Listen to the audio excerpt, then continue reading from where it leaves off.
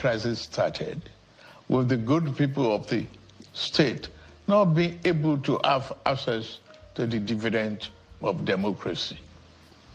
Also, it is public knowledge that the governor of Rivers State, for unjustifiable reasons, demolished the House of Assembly of the state as far back as 13th December 2023, and as up till now, 14 months after, now rebuild the same. I have made personal interventions between the contending parties for a peaceful resolution of this crisis, but my efforts have been largely ignored by the parties to the crisis. I'm also aware that many well-meaning Nigerians, leaders of thought, and patriotic groups have also intervened at various times with the best of intentions to resolve the matter, but all their efforts were also to no avail. Still, I thank them. On February 28, 2025, the Supreme Court, in a judgment in respect to all about 8 consolidated appeals concerning the political crisis in Rivers State, based on several grave unconstitutional acts and the disregard of the rule of law that has been committed by the governor of Rivers State, as shown by the evidence before it, pronounced in very clear terms. And I quote, "A government cannot be said to exist without one of the 3 arms that make up of the government of a state under the 1999 Constitution as amended. In this case, the head of the executive arm of the government has chosen to collapse the legislature to enable him to govern without the legislature as a despot. As it is, there is no government in Rivers State," and I quote. The above pronouncement came after a catalog of judicial findings of constitutional breaches against Governor Siminalayi Fubara. Going forward in their judgment, and having found and held that 27 members of the House who had allegedly deflected, and I quote, "are still valid members of Rivers State House of Assembly and cannot be prevented from participating in proceedings," made some orders to restore the state to immediate constitutional democracy. These orders include the immediate passing of an appropriation bill by the Rivers State House of Assembly, which up to now has not been facilitated. Some militants had threatened fire, and the governor have lines. With all this and many more, no good and responsible president will stand by and allow the grave situation to 1999 Constitution as amended. It has become inevitably compelling for me to invoke the provision of the Section 305 of the Constitution of the Federal Republic of Nigeria, 1999, as amended, to declare a state of emergency in Rivers State with effect from today, 18th March, year 2025, and I so do. By this declaration, the governor of Rivers State, Mr. Siminalayi Fubara, his deputy, Mrs. Ngozi Odu, and all elected members of the House of Assembly state are hereby suspended for an initial period of 6 months. All right, so that's what we're trying to get to. Mr. Jonathan or Dr. Jonathan Ebele, good luck, Jonathan Ebele, good luck. He's made some statements. I'm going to read that statement. Soyinka made Professor Soyinka made some statement. I'm going to read that statement. So the first one I want to read here is that of Jonathan, President Jonathan. He said the key factors in Nigeria, from the executive to the legislature, judiciary, and the Senate and the judiciary, they know the correct thing to do. but they are refusing to do it. They are pretending to sleep. And waking such a person is extremely difficult because the person knows the right thing. A clear abuse of office and clear abuse of power cutting across from the three arms of government, from the executive to the parliament and the judiciary. He said, what is happening in Nigeria today regarding the situation in River State is like an Indian proverb that says, if somebody is sleeping, really sleeping, you can easily wake up that person. But if that person is pretending to sleep, you find it difficult to wake up that person. Professor Wole Soyinka said, if it is constitutionally right, then I think it is about time we sat down and amended the Constitution to make sure that it operates as a genuine federal entity. The government is over-centralized. The debate will go on whether this state of emergency was, in the first place, a wise decision, but in terms of fundamental principles, I believe that this is against the federal spirit of association. I find that the Constitution has put too much power in the hands of the president.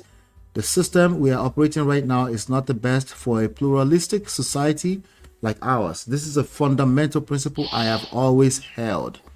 And there's a special assistant to the president, some senior special assistant to the president, Temitope Ajayi, who said, Professor Wole Soyinka and former President Goodluck Jonathan are respected statesmen, like many Nigerians who have offered varied opinions on the president's declaration of a state of emergency in River State. The two distinguished Nigerians have also offered their views. President Tinubu has a country to govern, and he has exercised his power under the 1999 Constitution as amended.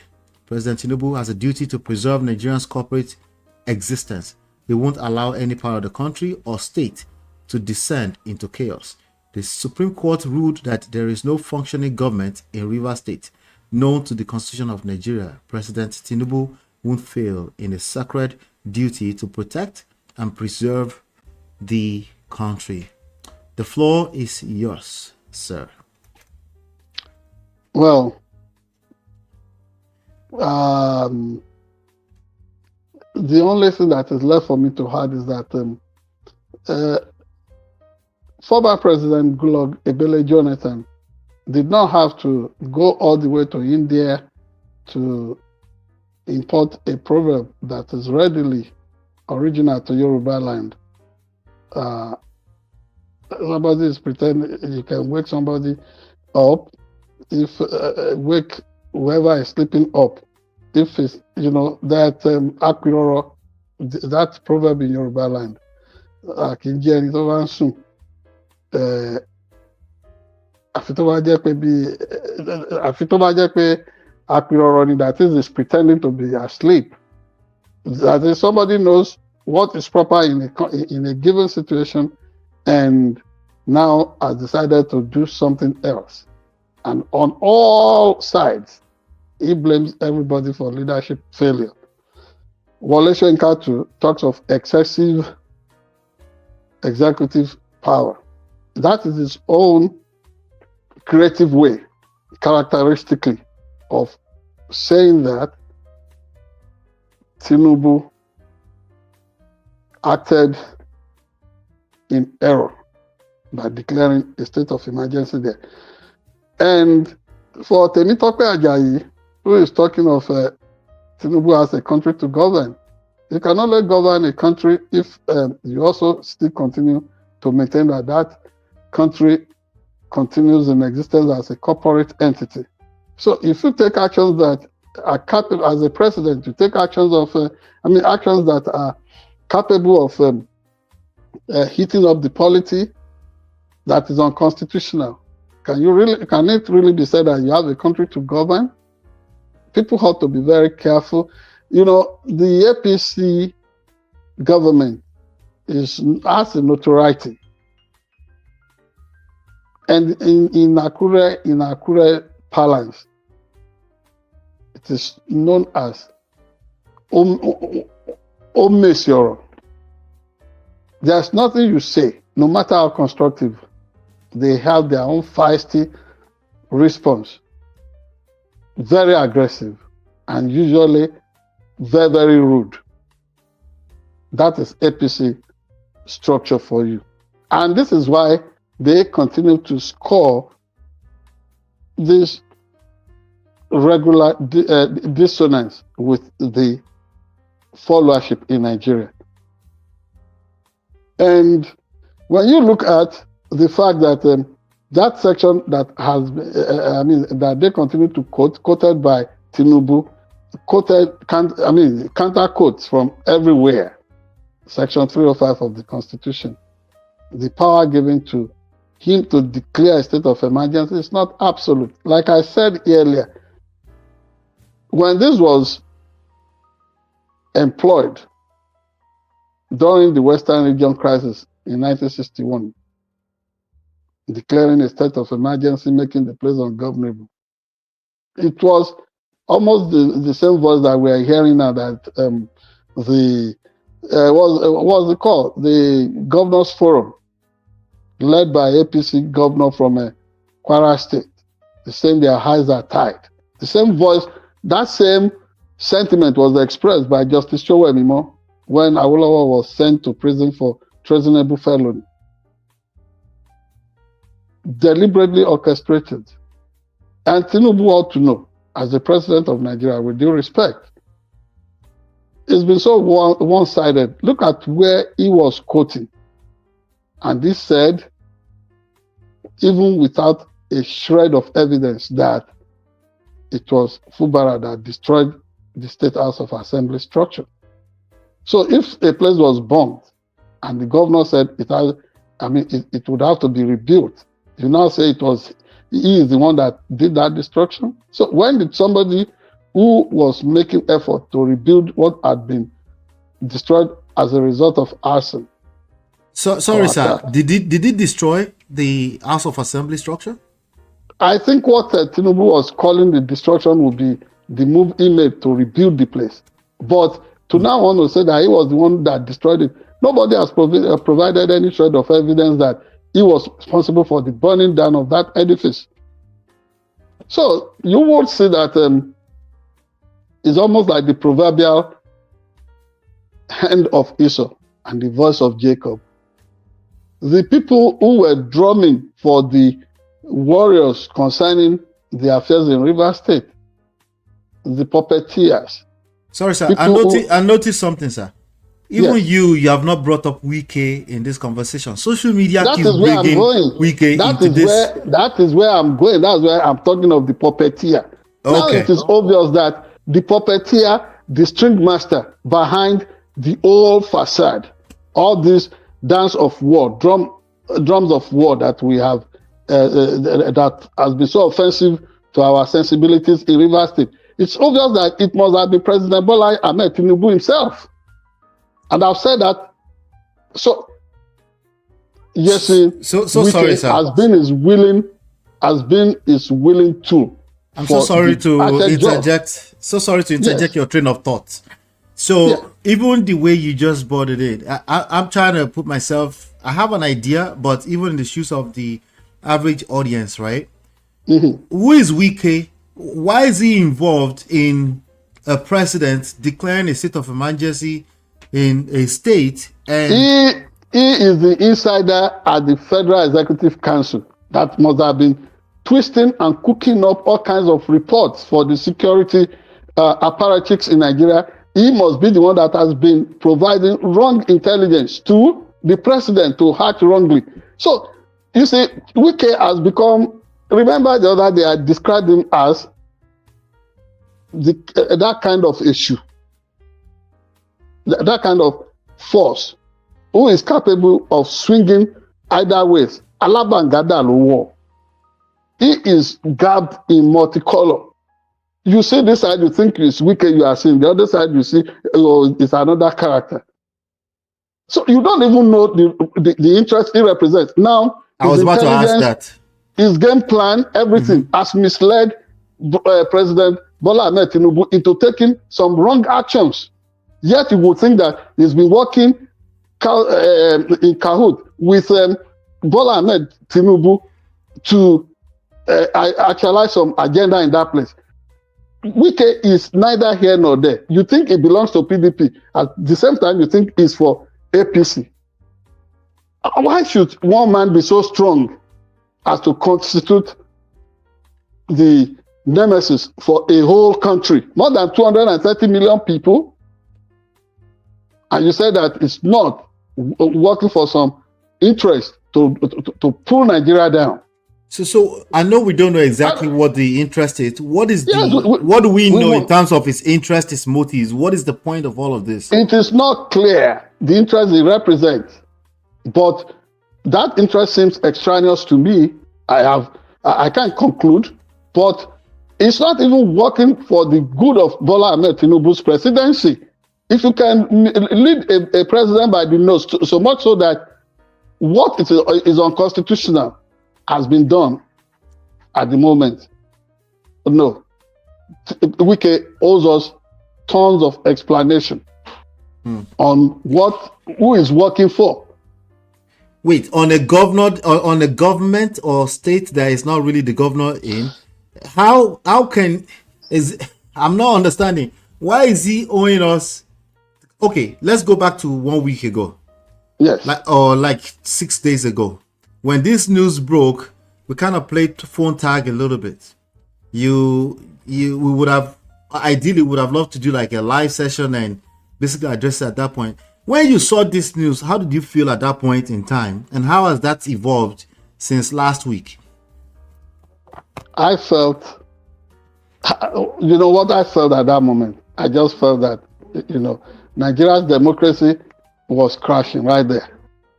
And really, it's a litmus test for that democracy, particularly when there has been no clear-cut effort on the part of the National Assembly to make sure that the threshold of 2/3 majority was met in order to approve the declaration of state of emergency in Rivers State. But beyond that as well is the fact that there can be state of emergency, but at whose instance? Did Fubara complain to them? Because everything Tinubu said there is just like rehashing the actuality of what happened. When the Supreme Court judgment was handed down, right. Fubara made efforts to approach the State House of Assembly to present the budget of that state before them, as ordered by the Supreme Court. He was already acting to substantially comply with the ruling of the Supreme Court. Well, Wike said at least should have waited for a response to his letter before he approaches the House of Assembly. Wait now, people have sacrificed dog. Why are you going to give the thigh to the imam of a mosque? What is the relationship between Wike and what is being discussed that it will now be and remember the way he's been bragging everywhere.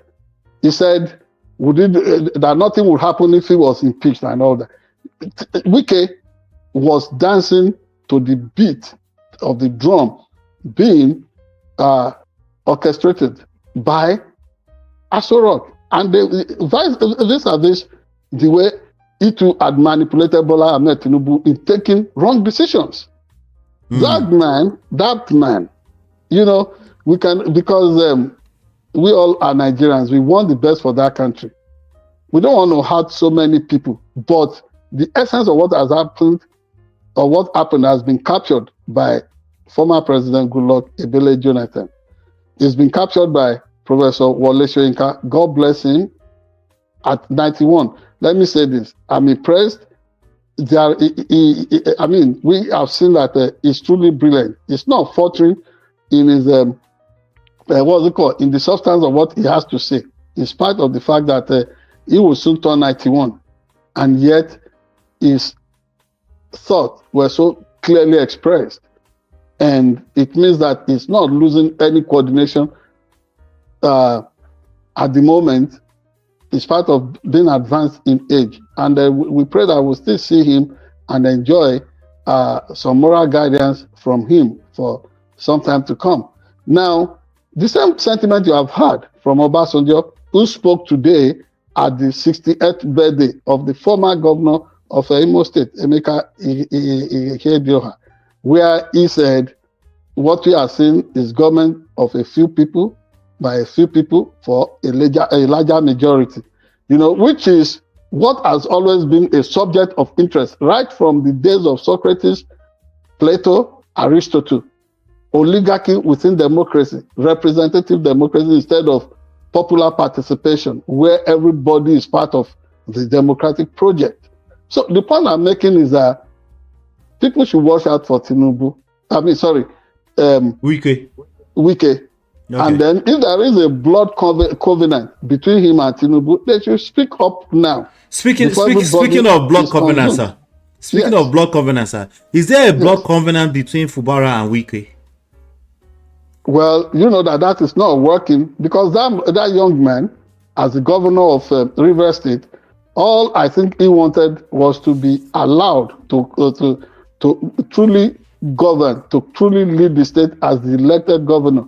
Whether he was rigged into that office through Mago process or not.